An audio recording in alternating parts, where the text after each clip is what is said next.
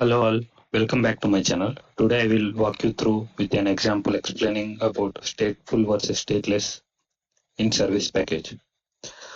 Okay, let's see what are the key differences between stateful and stateless.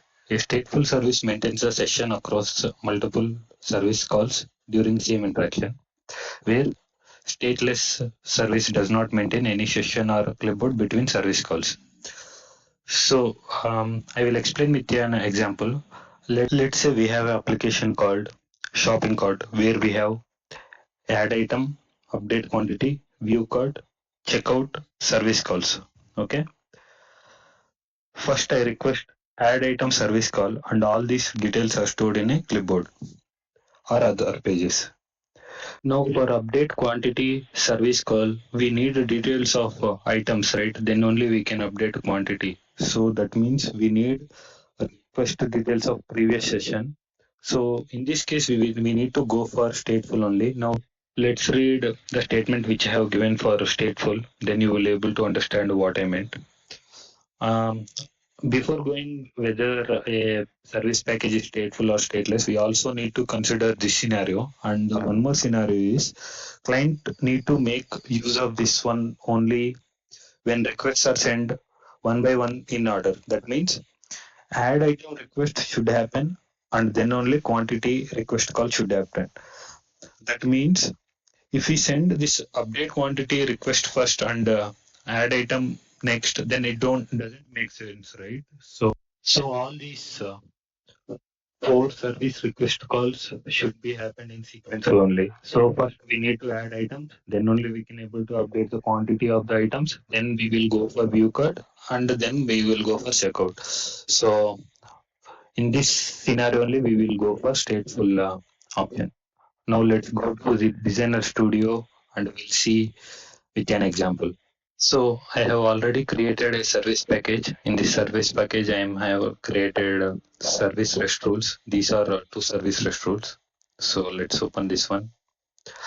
So in this one, I'm using get method. So in this get method, I'm passing param.guid. Sorry.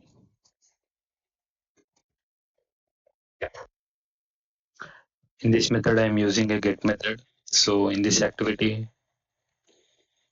I'm doing obj open. Okay. So after doing obj open, so all these data will be there in this customer info page. So from there, I'm setting up this property to the my service page. Okay. So I will also set other properties into this my service page. Okay. Let's do that.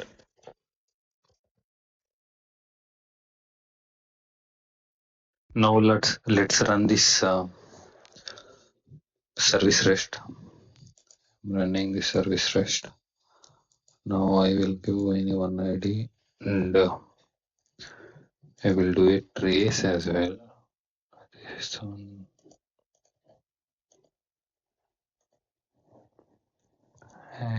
Tracer is on. Let's execute. So I got this example, michaelexample.com. That means in response, I have only given one property as output.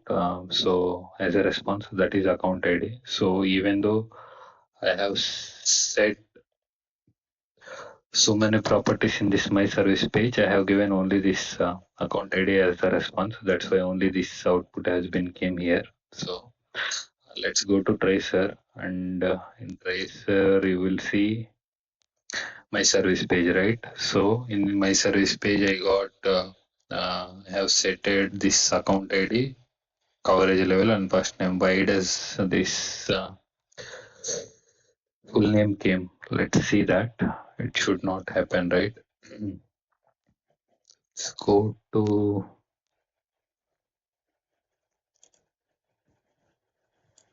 clear expression. Yeah, I guess there is a declare expression which is there, so it is automatically triggered whenever this first name is being used. I guess so. Let's see.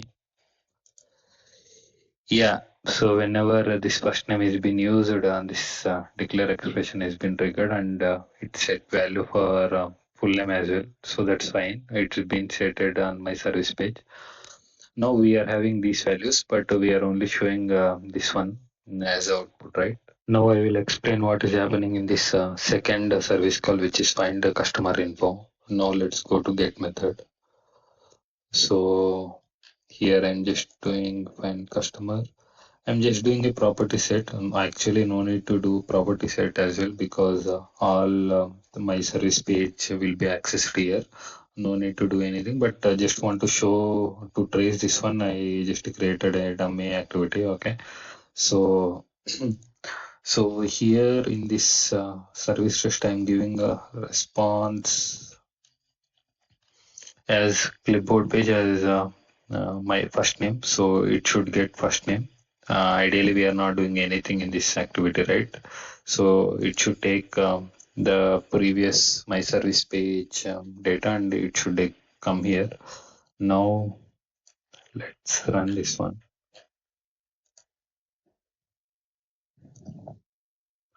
Do we run?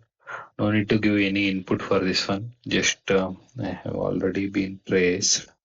Okay, let's execute. See the name got came. Now let's see go to the tracer.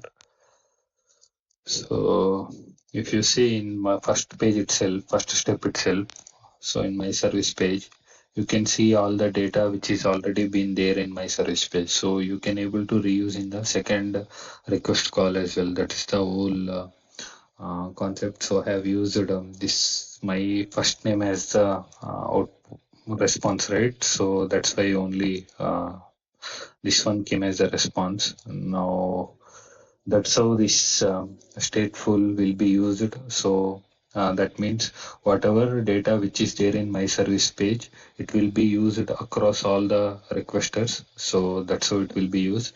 Now let's see by keeping as a stateless. And now do a save and log off and log in. Let's see.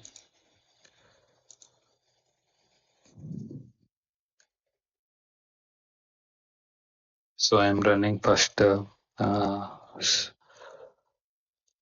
service call, which I got the output. Okay. So I forgot to trace, but that's fine. Now let's do the second service. This is the one. Now let's do a trace here. Ideally, for in first service call, my service page holds data of these details, which is of account ID, coverage level, and first name, and uh, in second service call also, this data should be available on my service page. Let's do a trace, but we have given as a stateless, right? So I don't think it will be there. Let's see now. I'm doing a run. No need to give any data for second request. It's a dummy one only. Let's do a trace. I forgot to trace. Yeah, let's execute. See the output is null. We will also see the tracer in my service page. It holds nothing apart from there is no data. So that's how this stateful and stateless has been working. Thank you. I hope you like this video. Thank you. See you next video.